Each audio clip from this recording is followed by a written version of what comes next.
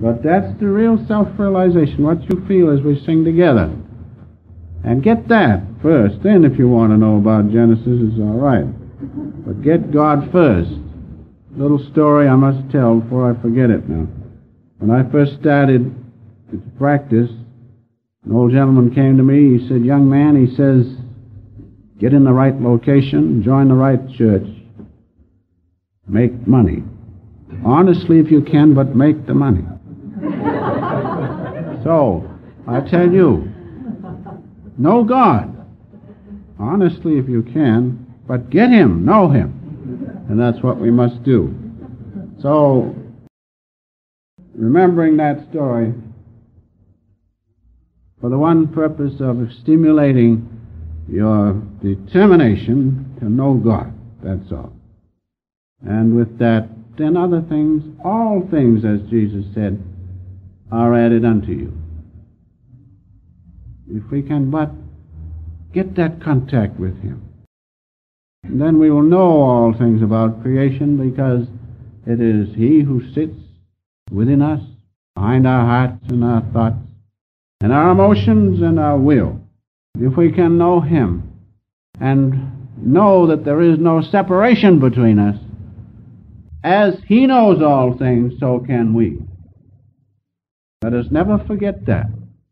Of course, we have to play our part in the drama of life. We have to play our part, take our place. That doesn't mean that we're batted around, unbecoming a child of God. No. We are His children. We are a part of Him. His consciousness is our consciousness. And we play the part because He's playing the part Himself. He's dreaming this great universe of which we are going to speak a few words. It's God's dream. He is dreaming it through the manipulation of His great light. And we are a part of that manipulation.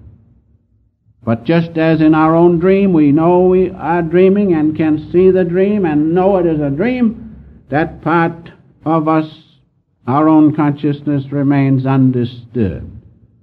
That's the reality. The dream is the manipulation of that one consciousness and light. And so it is with this universe.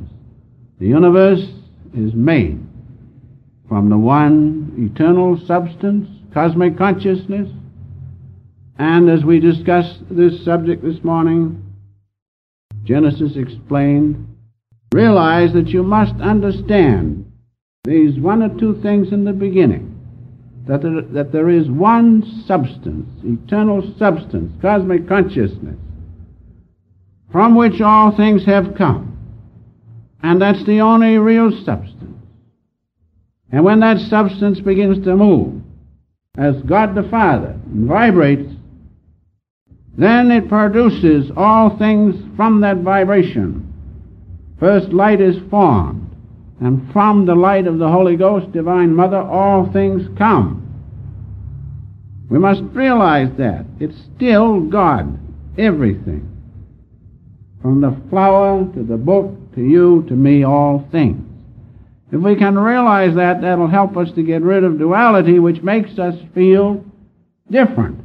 As the Master says, it makes the indivisible divisible. And really, God is one. But He has suggested this duality through the dream.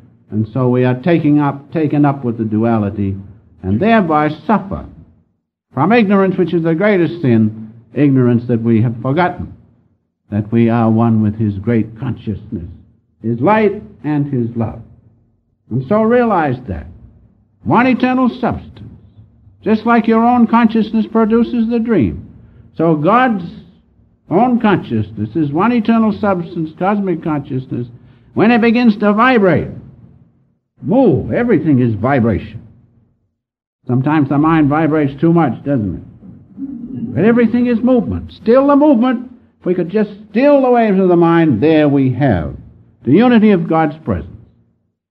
But the mind has gotten hold of us. It really rules the roost, so to speak. We've got to break that rule. And we've got to realize within us that deep calmness of our one Father, knowing that we can say when it's necessary, mind, stop. Thought, stop. frustration, stop. Consciousness that we do not want, of desire, stop. Because God and I are one. If we can do that, then we will truly be living. And so from that one consciousness of God vibrating, first producing light, as science has shown, all things have come. And the other and last important thing to remember, that in that vibrating force, of which matter is a part, in that vibrating force is God's great intelligence as Christ's consciousness. If you remember those three things, as we discussed this morning, you will understand, and in a far better way, about Genesis than all other theory. Realize those important things. And these facts which I have given you have been handed down from the Hindu scriptures from 10,000 BC. They have been known. And their idea of Genesis, I will give you first, their explanation of Genesis, and then we'll take it from our own Bible, and you'll see the similarity.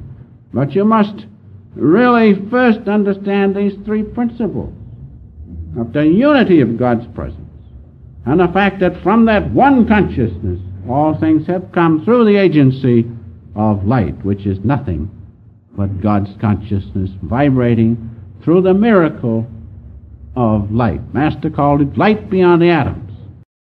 Science